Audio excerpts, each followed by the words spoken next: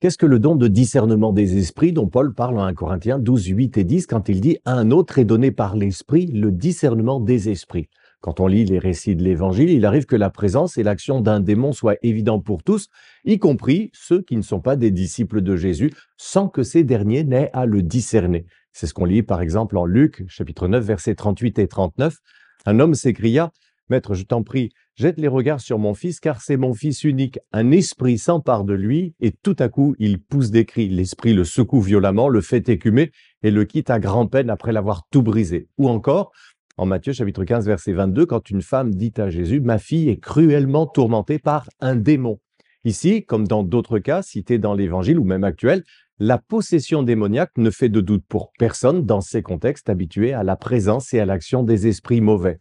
Dans d'autres cas, les apparences sont trompeuses et le discernement de la présence d'un mauvais esprit relève alors d'un don surnaturel, comme nous le verrons dans l'exemple d'une femme qui avait un esprit de divination. C'est de ce don surnaturel que Dieu accorde à certains croyants plus qu'à d'autres que nous parlons dans cette vidéo. En quoi consiste le discernement des esprits? Je vais aller ici du plus ordinaire au plus remarquable. D'abord, Dieu peut nous donner un discernement spirituel des intentions des personnes qui sont en face de nous. On en a un exemple quand Jésus dit aux deux frères, Jacques et Jean, alias les fils du tonnerre, « Vous ne savez pas de quel esprit vous êtes animés. » Cela pourrait aussi ressembler à ce que nous rapporte plus loin le même évangile à propos cette fois d'adversaires du Seigneur. Jésus discerna leur ruse et leur répondit, « Pourquoi me tendez-vous un piège ?» Il y a aussi un discernement des esprits qui s'opère lorsque des chrétiens spirituels entendent des manifestations de type prophétique. Le discernement des esprits portera ici sur la nature de l'inspiration qui les anime et qui s'exprime. Comme les mots de Paul nous amènent à y rattacher ce sens plus loin. L'esprit des prophètes est soumis aux prophètes. L'esprit des prophètes désigne ici l'inspiration qui les anime. C'est ainsi que lorsqu'il est dit, quant aux prophètes, que deux ou trois parlent et que les autres évaluent leur message, le mot grec ici traduit par évaluer est diakrino, qui est la forme verbale du nom diakrisis, traduit par discernement, lorsque Paul cite justement le don de discernement des esprits en 1 Corinthiens 12, 10.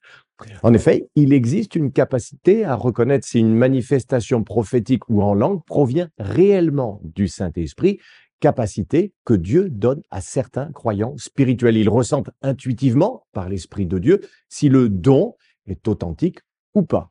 Le discernement spirituel fonctionne ici un peu à la manière d'un détecteur de mensonges. Ce charisme de discernement sera nécessaire en particulier aux responsables d'église qui sont chargés de la présidence des réunions dans lesquelles il y aura des manifestations prophétiques, mais il pourra également être exercé par des croyants spirituellement mûrs pour que ceux-ci assistent ou, le cas échéant, remplacent les responsables dans cette tâche. Concrètement, cela pourra les amener à rectifier, voire à censurer certaines manifestations qui se présentent comme spirituelles. Le don du discernement des esprits permet aussi à certains croyants, plus qu'à d'autres, de reconnaître la présence et ou l'action d'un esprit mauvais, en particulier quand leur présence ou leur activité n'est pas repérable autrement, comme on le déduit en Actes chapitre 16, versets 16 à 18. Alors que nous nous rendions au lieu de prière, une jeune esclave qui avait un esprit de divination est venue à notre rencontre. Par ses prédictions, elle procurait un grand profit à ses maîtres. Elle s'est mise à nous suivre, Paul et nous, en criant « Ces hommes sont les serviteurs du Dieu Très-Haut et ils nous annoncent le chemin du salut ».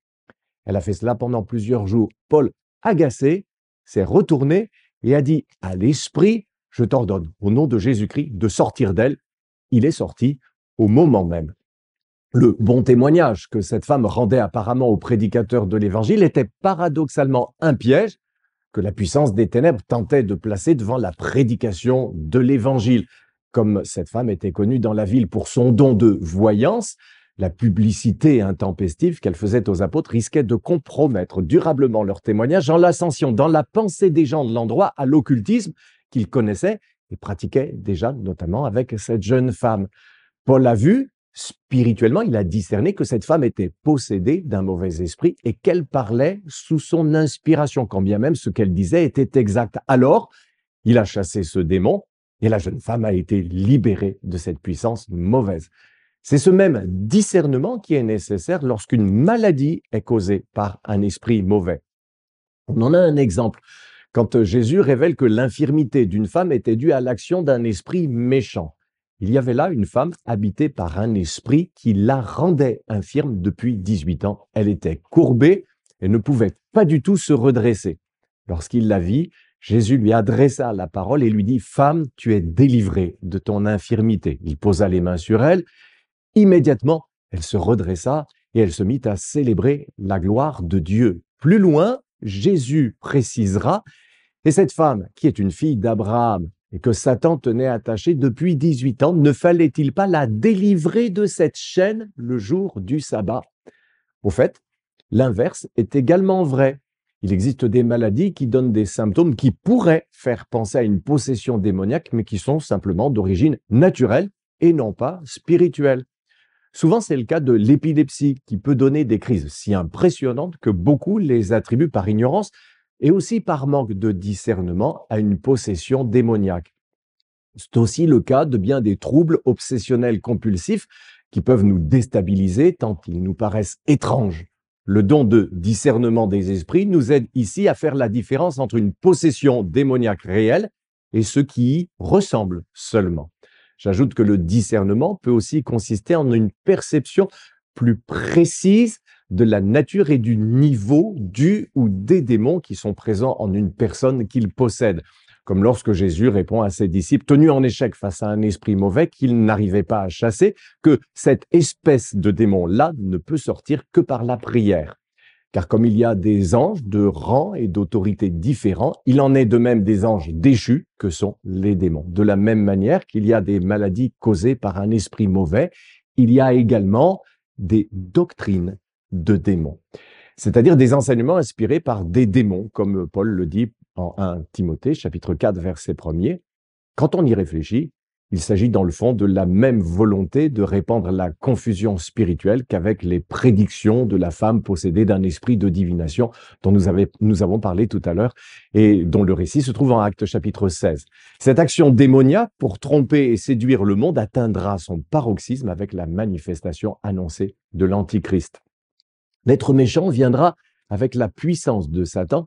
Il accomplira toutes sortes de miracles, signes extraordinaires et prodiges trompeurs. Il usera du mal sous toutes ses formes pour séduire ceux qui vont à leur perte. Ils se perdront parce qu'ils n'auront pas accueilli ni aimé la vérité qui les aurait sauvés. Voilà pourquoi Dieu leur envoie une puissance d'égarement qui les pousse à croire aux mensonges.